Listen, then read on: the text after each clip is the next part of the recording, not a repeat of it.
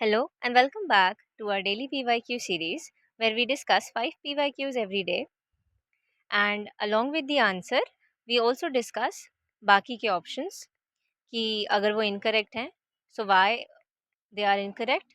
Then we all know कि prelims में सारे questions knowledge से solve नहीं हो सकते हैं ना, तो किस लॉजिक से हम क्वेश्चन को सॉल्व कर सकते हैं हम ये भी डिस्कस करते हैं.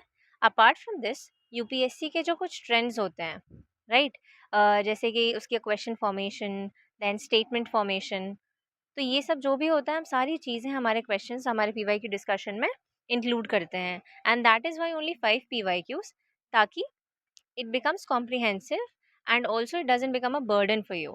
So today is day 6 of polity and हमारा आज का टॉपिक है citizenship and fundamental rights. Now कल तक हमने प्रियम्बल तक कर लिया था, है ना. इसके बाद हमारा चैप्टर आता है यूटी, वैसे यूनियन एंड टेरिटरीज, लेकिन इस चैप्टर से एक भी पीवाईक्यू नहीं है तो हम सीधा इन दोनों चैप्टर्स पे जंप करेंगे. ऑल्सो सिटीजनशिप से भी सिर्फ 2 ही क्वेश्चंस हैं. That is why we'll begin with fundamental rights also today itself. चलिए, an important request कि please subscribe to our channel and like our video, because ये यही एक मीडियम है जिसके थ्रू हमें पता चलता है कि we are providing the right thing to you and you are liking it. और अगर आप चाहते हैं कि कोई भी इम्प्रूवमेंट या एडिशन होना चाहिए हमारी इस सीरीज़ में या फिर किसी भी इनिशिएटिव में, please let us know in the comment section. I will try my best to incorporate it from next time. Okay, तो चलिए शुरू करते हैं आज के टॉपिक से. सो लाइक एवरी डे हम पहले थोड़ा बहुत टॉपिक की इम्पोर्टेंट चीज़ें देखेंगे and then we'll move on to the question. So beginning with citizenship. Now citizenship के आर्टिकल्स क्या हैं? सबसे पहले 5 to 11, है ना. ओके, अब इसमें नेक्स्ट इम्पॉर्टेंट चीज़ क्या आती है कि सिटीजनशिप एक्वायर किस किस तरह से कर सकते हैं हम इंडिया में. ठीक है, तो इसके 5 तरीके होते हैं: by birth, descent, registration, naturalization, incorporation of territory. अब इसमें कुछ याद रखने वाली चीज़ें हैं. तो देखो, रजिस्ट्रेशन में क्या होता है, रजिस्ट्रेशन से कौन एक्वायर कर सकता है? या तो पर्सन इंडियन ओरिजिन का हो या फिर वो एक ओसीआई कार्ड होल्डर हो. ठीक है, अब इसमें एक एक और एडिशनल कंडीशंस हैं. देखो, अगर वो इंडियन ओरिजिन का है so that person should be residing in India from 7 years. और ये 7 years कब होना चाहिए? जैसे I am applying today registration के लिए, आज अप्लाई कर रही हूँ, ठीक है, तो आज मुझे इंडिया में एटलीस्ट 7 साल हो जाना चाहिए ऑफ रेसिडेंस. ठीक है, got it? I hope I am clear. अगर नहीं समझ आए तो बोलना, आई विल एक्सप्लेन कल के वीडियो में फिर से. ठीक है, अब ओसीआई कार्ड होल्डर वाले की क्या कंडीशन होती है कि पहला, उसके पास 5 साल से ओसीआई कार्ड हो. ठीक है, मतलब वो 5 साल से ओसीआई कार्ड होल्डर है, पहली कंडीशन. दूसरी कंडीशन कि जैसे इस केस में 7 साल है ना, तो इस केस में 1 साल है ऑफ रेसिडेंस इन इंडिया. तो हमने ये 2 कंडीशंस देखी रजिस्ट्रेशन वाले केस में. ठीक है, अब आता है नेचुरलाइजेशन. तो नेचुरलाइजेशन में क्या कंडीशन है? एक तो एक ये कंडीशन है, आई हैवंट रिटन हियर, कि नेचुरलाइजेशन से हम उन्हीं लोगों को सिटीजनशिप देते हैं, उन्हीं कंट्री के लोगों को आई शुड से, जिस कंट्री में इंडिया के लोगों को सिटीजनशिप मिल जाती है या मिल सकती है. ठीक है, ऐसी कोई कंडीशन नहीं होनी चाहिए उस कंट्री में कि हम इंडिया के सिटीजन्स को सिटीजनशिप नहीं देंगे. Got it? तो ये एक तो पहली कंडीशन है, सबसे पहली.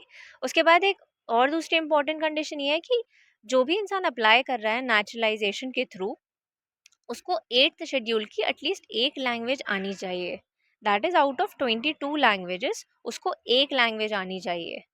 ठीक है, चलो, फिर आता है हमारा इनकॉर्पोरेशन ऑफ टेरिटरी वाली कंडीशन. तो इसमें क्या इंपॉर्टेंट है याद रखने वाला कि जैसे हमने किसी भी टेरिटरी को, किसी और कंट्री की टेरिटरी को या किसी और टेरिटरी को अक्वायर इनकॉर्पोरेट किया है हमारी इंडिया की टेरिटरी में, तो अब उस टेरिटरी को, तो अब उस टेरिटरी के जितने भी सिटीजन्स होंगे उनमें से किस किस को इंडियन सिटीजनशिप मिलेगी, ये कौन डिसाइड करेगा? Government of India. Got it? ठीक है, तो हमने इसके लिए देखा, इसके लिए देखा और इसके लिए कंडीशंस देखी. ठीक है, चलो, अब इसके बाद हम देखते हैं कि सिटीजनशिप का लॉस किस किस तरीके से हो सकता है. Now see the citizenship act 1955. Now not just the loss but also the acquisition is dealt by this act only. इसी एक्ट में मेंशन्ड है ये 5 चीज़ें भी और ये जो 3 चीज़ें हम अभी करने वाले हैं. ठीक है, so both of these things. तो इससे हम क्या सीख रहे हैं basically, why am I highlighting this factor, कि ये दोनों चीज़ें ना कॉन्स्टिट्यूशन ऑफ इंडिया में मेंशन नहीं है, कॉन्स्टिट्यूशन मेंशन नहीं करता है, ये आई हैव रिटन ऑल्सो यहाँ पे. ठीक है, और ये हमें ध्यान रखना है बिकॉज यूपीएससी में अक्सर ये बहुत ज़्यादा होता है कि वो लिख देगा कॉन्स्टिट्यूशन ऑफ इंडिया डिस्क्राइब्स या फिर details these 5 ways of acquisition of citizenship. तो नहीं, कॉन्स्टिट्यूशन में नहीं है कुछ मेंशन. ठीक है, ऐसे ही बहुत सारी चीज़ें होती हैं एंड यू मस्ट रिमेंबर, ये एक ट्रेंड है यूपीएससी का. ठीक है, ऐसे ही हम हर वीडियो में कुछ ना कुछ देखते हैं. अगर आपने पुराने वीडियोस नहीं देखे हैं, please go and watch those lectures. I share the link of my playlist, PYQ playlist, description में. ठीक है, चलो देखते हैं अब लॉस कैसे कैसे होता है. एक है बाय रिनाउंसिएशन. नाउ रिनाउंसिएशन क्या है बेसिकली, कि हम a citizen of India of full age and capacity, मतलब वो नाबालिग नहीं होना चाहिए, अडल्ट. ठीक है, तो any citizen of India who is an adult can make a declaration renouncing his Indian citizenship. Very simple.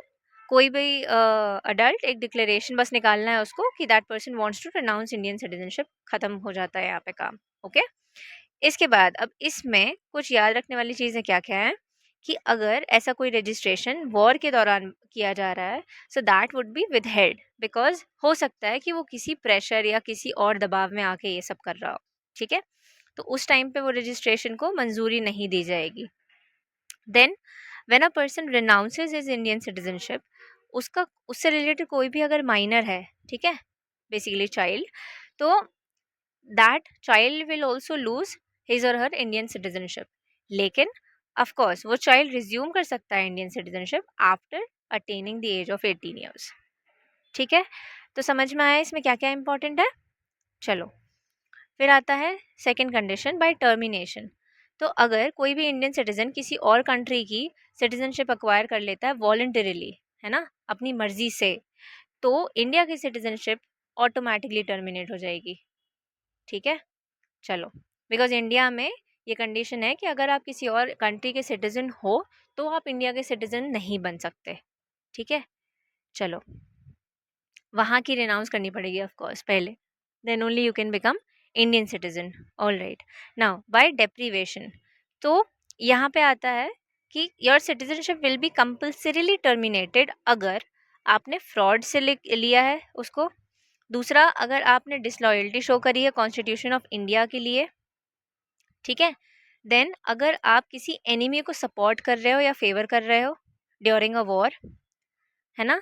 Then within 5 years after registration और नेचुरलाइजेशन. अब ये दोनों जो वर्ड्स हैं, I put them in box because इनको आपको ध्यान रखना है. अगर आप बाय बर्थ इंडिया के सिटीजन हो तो ये कंडीशन अप्लाई नहीं हो रही है. ठीक है, ओके, तो क्या हो रहा है इसमें, with in 5 years of acquiring citizenship, इस तरीके से या फिर इस तरीके से आप किसी कंट्री में इम्प्रिजन हो गए, किसी कंट्री में आप जेल चले गए 2 साल के लिए, तो फिर आपकी सिटीजनशिप टर्मिनेट हो जाएगी.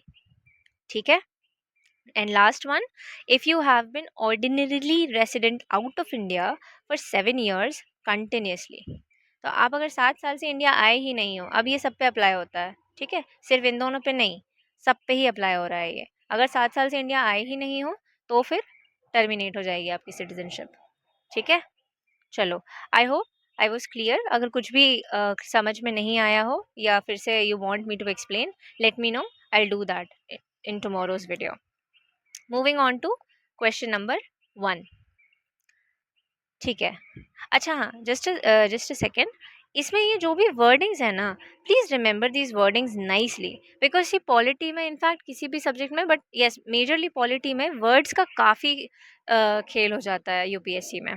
ठीक है, तो कुछ भी एक एक या दो दो वर्ड से you might and up marking the answer incorrect, even आपको सब कुछ आता है.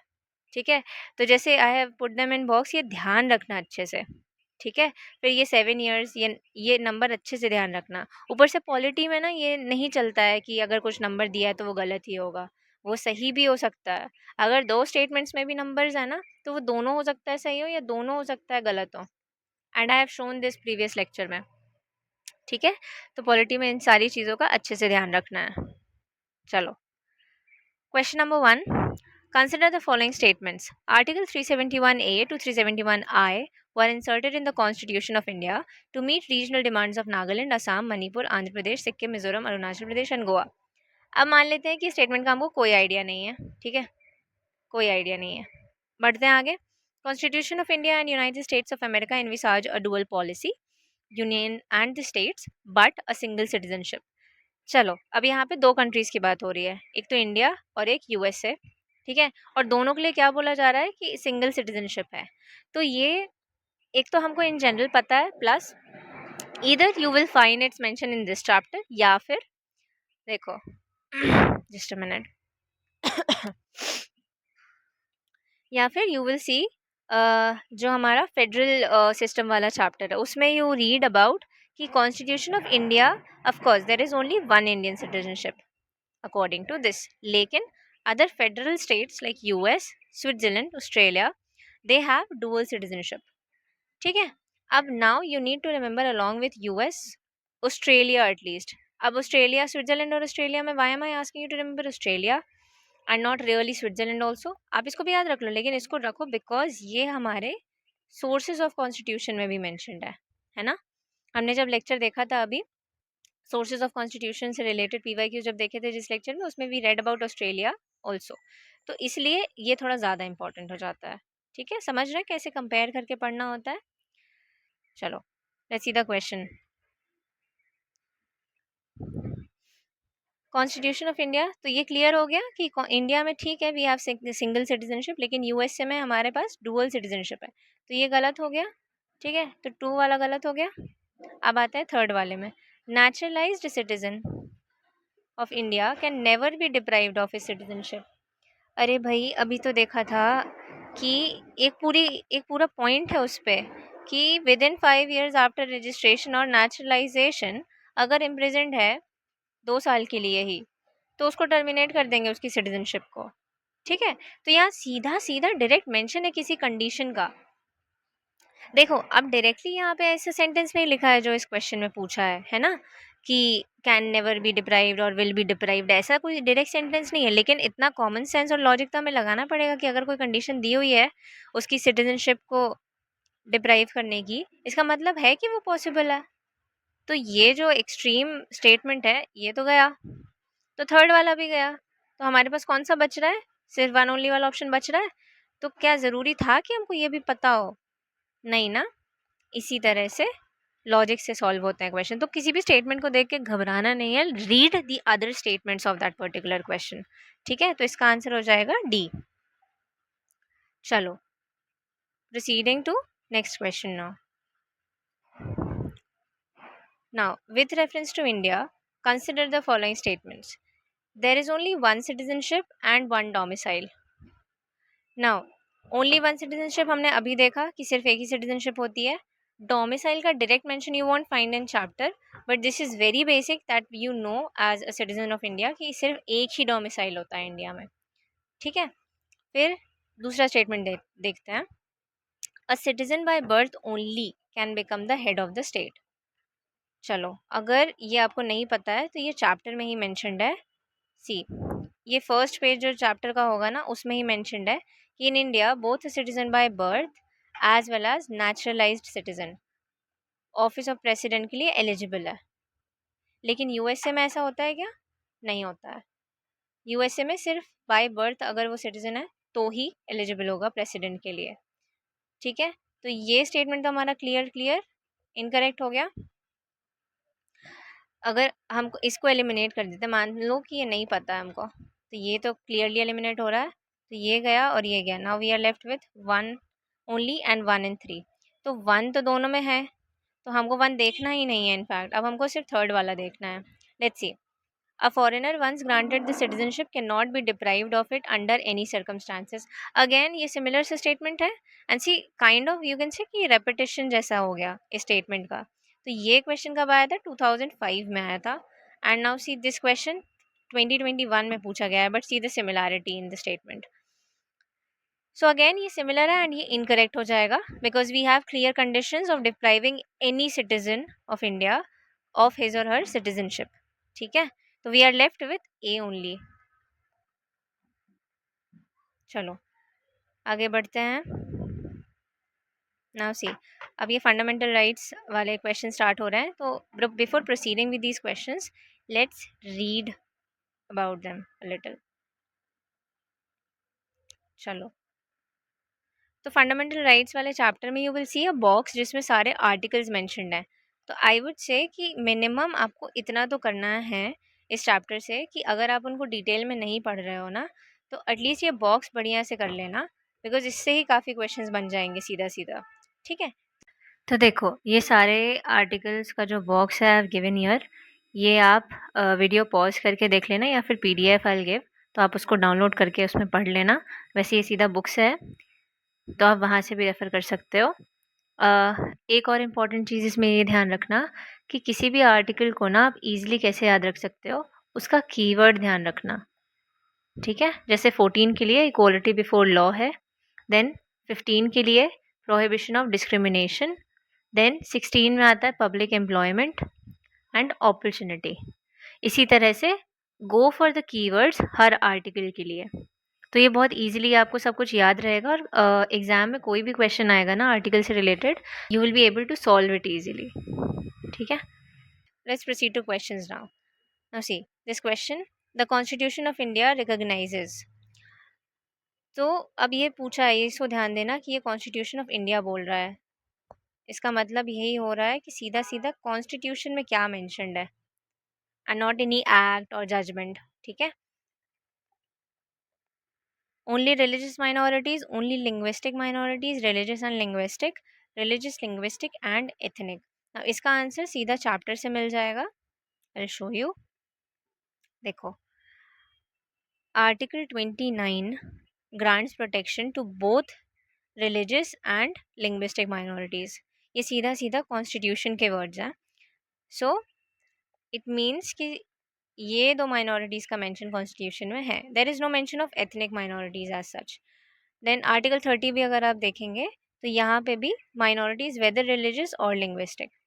ठीक है, तो इससे ये पता चल रहा है कि क्लियरली कॉन्स्टिट्यूशन ऑफ इंडिया दो माइनॉरिटीज़ को तो रिकॉग्नाइज कर रहा है, रिलीजियस एंड लिंग्विस्टिक.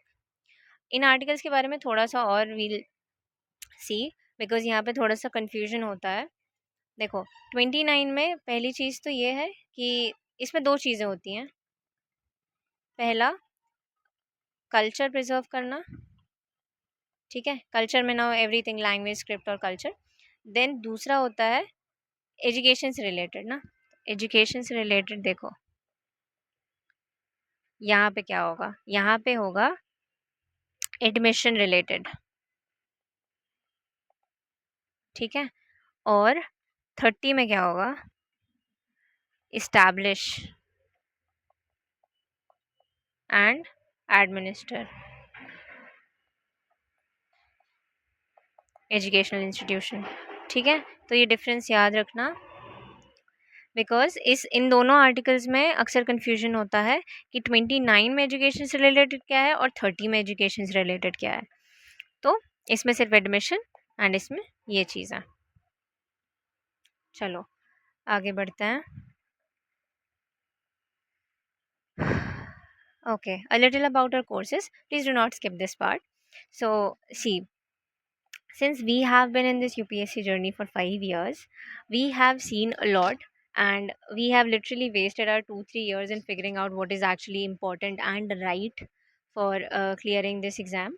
So हमने क्योंकि इतना टाइम देने के बाद फिगर आउट किया है, we don't want, and also we know कि उस time, if that time is wasted in just figuring out things, how it feels to waste your precious years, your precious 20s. So we don't want any one of you to face or waste your precious years. इसीलिए ये सारे courses we have devised, जिसमें हमारा सबसे special programme है customise mentorship programme, because इसमें we are sorting everything for you if you want to clear prelims 2025 by giving you dedicated mentorship. Okay, इसमें what will happen, if you join us, we will form a group of the student and the mentors only. इसके अलावा और कोई group नहीं होगा। And इस group में क्या क्या चीज़ें होती हैं, there would be daily target discussion, ठीक है, daily target discussion, target tracking, and अगर कुछ भी इशू या फिर क्वेरी है तो उसी ग्रुप में आप पूछोगे and you get a reply within 2-3 hours. All right, इसके अलावा there are many other features of this programme, like you will get CSAT guidance, then PYQs of 25 years, then current affairs, and in fact everything else that you need for qualifying your prelims. All right, best part इसका ये है कि we are not going to burden you with plethora of resources and content like every other platform is doing. Apart from this, we are going to provide you mentorship in literal sense, and not just by mentioning in the course की mentorship program है, लेकिन literally कोई mentor उस तरह से ध्यान नहीं दे रहा है जिस तरह से उसे देना चाहिए। ठीक है, चाहे वो दूसरे कोचिंग इंस्टीट्यूट्स हों या न्यू प्लेटफॉर्म्स हों, we have seen and we are still seeing कि कोई भी प्रोग्राम इस प्रोग्राम जैसे फीचर्स अभी भी प्रोवाइड नहीं करा पा रहा है। ठीक है, and the reason is because they take a lot of students, but we are taking only 200 students in this programme. ठीक है, so that it will be manageable for us to cater to individual needs really well. इसके बाद आता है हमारा prelims programme without mentorship, because we can only take 200 year, so other students can join this programme. Then we have 2.5 years current affairs along with PYQ analysis of 25 years. तो अगर किसी को current affairs और PYQ की tension है prelims के लिए, so this program is a must for you. Then so only current affairs program, कि अगर आपको इन तीनों में से कोई भी प्रोग्राम ज्वाइन नहीं करना है, क्या इनकी नीड नहीं लग रही है, करंट अफेयर्स अक्सर हर अटेम्प्ट में हर साल एक हेडेक होता है कि क्या कहाँ से कितना कवर कर लें। सो हम इसको सॉर्ट करेंगे, बिकॉज हम आपको एक नहीं बल्कि 2.5 साल का करंट अफेयर्स देंगे, and it is not going to be बल्कि। All right, not at all बल्कि, बिकॉज वी नो कि प्रीलिम्स के लिए मेंस जैसा करंट अफेयर्स नहीं देना है। तो when we will give prelims specific current affairs, no it is going to be concised. ठीक है, आपको लगेगा कि आप एक ही साल का करंट अफेयर्स पढ़ रहे हो, इतना ही होगा वो। All right, so do give a watch to all of these courses. I have in fact detailed about this course and other courses in my first video. तो इस चैनल का फर्स्ट वीडियो आप देखिए and you will have all the details and you can decide after that. I'll share the link in the description. चलिए, you can enroll in any of these courses by going to this website. इसकी भी link I'll share in the description. Now that was a lot about our courses, but yes, they are really specially crafted according to every aspirant's needs, so please give them a watch. Chaliye, back to questions. Question number 4 of the day: list 1 article of the Indian Constitution with list 2 provision. So the article is mentioned है and we need to match कि किस article में क्या provision है. So let's read. अच्छा, before proceeding देखो, इसमें एक चीज़ I want you to observe कि उसने जितने भी आर्टिकल्स दिए हैं ना और सब पार्ट्स दिए हैं, सब पार्ट्स देख के अक्सर एस्पिरेंट डर जाएगा कि अरे ये तो डेप्थ में पूछ लिया है, अब कैसे बनेगा इतना अगर याद नहीं है तो, बिकॉज हर आर्टिकल के काफ़ी पार्ट्स हैं, सब पार्ट्स हैं, तो उसमें कन्फ्यूजन हो सकता है। बट यूपीएससी को कन्फ्यूज़ करना ही नहीं है, बिकॉज उसने हर आर्टिकल अलग दिया है। ये जो मेन आर्टिकल है, सी यहाँ पे 16 है, फिर 29, 30, 31, if it wanted to confuse you, it would have given you 16.1, 16.2, 16.3 and so on. ठीक है, तो ये नोटिस करना है कि किसी भी चीज़ के लिए डरना या घबराना नहीं है, बिकॉज यूपीएससी इतना ही उतना ही पूछेगा आपसे जितना आप एक्चुअली में पढ़ के अच्छे से जा सकते हो, और यही चीज़ हर किसी को समझ नहीं आती है एंड हर कोई आपको बहुत ज़्यादा डिटेल में पढ़ाता है। ठीक है, तो देखो, let's read one by one now. पहला पढ़ते हैं, no person shall be deprived of his property saved by the authority of law. Now property से रिलेटेड कौन सा आर्टिकल है फंडामेंटल राइट्स में? 31। तो ये सब पार्ट देखना ही नहीं है, आपको सिर्फ मेन आर्टिकल का नंबर पता होना चाहिए, you will be able to match it. ठीक है, दूसरा ऑप्शन देखते हैं। तो 1 का क्या हो गया? डी। सो आइदर दिस या फिर दिस, इन दोनों में से कोई एक होगा हमारा आंसर। ठीक है, आगे देखते हैं। No person can be discriminated against in the matter of public appointment on the ground of race, religious or caste. अब यहाँ पे कीवर्ड क्या है? Public appointment. अच्छा, ऐसे ही ना हर आर्टिकल का कीवर्ड याद कर लो बढ़िया से, तो फिर कोई भी क्वेश्चन आएगा उस आर्टिकल से रिलेटेड आपको बन जाएगा, फॉर श्योर बनेगा, बिकॉज कीवर्ड मेंशन होता ही है। ठीक है, तो पब्लिक अपॉइंटमेंट से रिलेटेड कौन सा आर्टिकल होता है? आर्टिकल 16। अगेन सब पार्ट पे ध्यान देने की कोई ज़रूरत नहीं है, सिर्फ 16 देखो और मार्क कर दो। चलो फिर, all minorities whether based on religion और language shall have to establish and administer educational institutions of their choice. यहाँ पे आ गया हमारा ट्रिकी वाला पार्ट 29 और 30 का, लेकिन हमने अभी इसको क्लियर किया है तो यहाँ पे हमको कन्फ्यूजन नहीं होगा। ठीक है, इस्टेब्लिश और एडमिनिस्टर बोल रहा है तो कौन सा आर्टिकल होगा? 30। चलो, now last one, no citizen shall be denied admission into in any educational institution. अब ये एडमिशन से डील कर रहा है तो ये कौन सा आर्टिकल होगा? 29। ठीक है, बन गया बढ़िया से। चलो आंसर मार्क कर देते हैं।